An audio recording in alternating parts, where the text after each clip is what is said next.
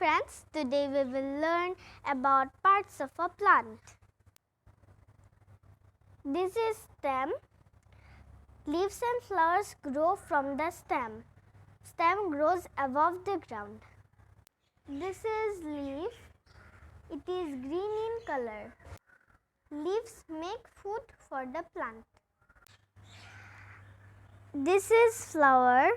Flower is the colored part of a plant. Fruit grows from the flower. Can you see the roots here? Roots grow under the ground. Roots hold the plant. It takes water from the soil. This is a papaya plant. Here we see papaya fruit. Fruit is the part of a plant which has seeds inside it. This is bud.